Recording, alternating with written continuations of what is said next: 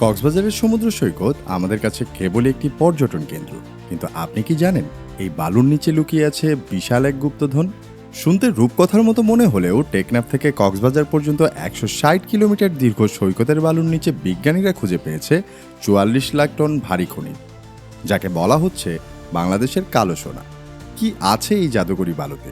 কেন বিশ্বজুড়ে এই খনিজের এত চাহিদা? আর পরিবেশ বাঁচিয়ে কি এই সম্পদ তোলা সম্ভব? আজকের ভিডিওতে আমরা দেখব কক্সবাজারের বালু কিভাবে পাল্টে দিতে পারে বাংলাদেশের ভবিষ্যৎ, খুলে দিতে পারে অর্থনীতির নতুন দিগন্ত। চলুন শুরু করা যাক। বিজ্ঞানীদের মতে এই সৈকতে অন্তত 8টি মূল্যবান খনিজ সম্পদের মজুত রয়েছে। প্রথমেই আসে মোনাজাইট। এটি থেকে পাওয়া যায় থোরিয়াম, যা ভবিষ্যতে পারমাণবিক বিদ্যুৎ কেন্দ্রের সবচেয়ে বড় জ্বালানি।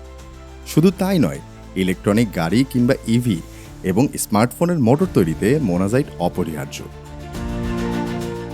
এরপরে আছে জিরকন এবং রুটাইল।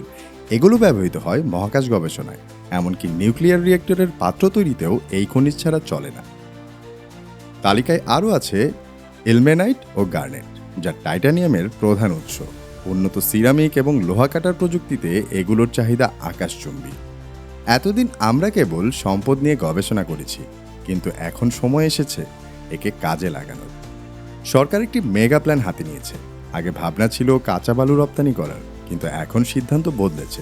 দেশেই খনিজ আলাদা করার জন্য মাতারবাড়িতে বসানো হচ্ছে একটি বিশাল প্রসেসিং প্ল্যান্ট। অর্থাৎ আমরা শুধু বালু বিক্রি করব না, আমরা মূল্যবান খনিজ আলাদা করে বিশ্ববাজারে চড়া দামে বিক্রি করব। এতে যেমন হাজার মানুষের কর্মসংস্থান হবে, তেমনি অর্থনীতিতে যোগ হবে হাজার কোটি ডলারের বৈদেশিক মুদ্রা। তবে মুদ্রার উল্টোপিঠও আছে। সবচেয়ে বড় চ্যালেঞ্জ হলো পরিবেশ। কক্সবাজার আমাদের প্রধান পর্যটন কেন্দ্র। যদি যত্রতত্র বালু খনন করা হয়, তবে সৈকতের সৌন্দর্য নষ্ট হবে। হুমকিতে পড়বে সমুদ্রের জীববৈচিত্র্য। বিজ্ঞানীরা বলছে পরিবেশ এবং পর্যটন ঠিক রেখেও এই সম্পদ তোলা সম্ভব। সেক্ষেত্রে ব্যবহার করতে হবে আধুনিক এবং ইকো ফ্রেন্ডলি প্রযুক্তি, যেন খনিজ তোলার পর সৈকতের গঠন আবার আগের মতো করে দেওয়া যায়। এটি এখন বাংলাদেশের জন্য সবচেয়ে বড় অগ্নি পরীক্ষা। প্রকৃতি আমাদের দুই হাত ভরে দিয়েছে, একদিকে নীল জলরাশি, অন্যদিকে বালুর নিচে অমূল্য সম্পদ। এখন দেখার বিষয় সঠিক ব্যবস্থাপনা আর আধুনিক প্রযুক্তির মাধ্যমে আমরা এই কালো সোনার সুফল কতটা ঘরে তুলতে পারি। আপনার কি মনে হয়, পরিবেশ বাঁচিয়ে কি এই খনিজ তোলা সম্ভব?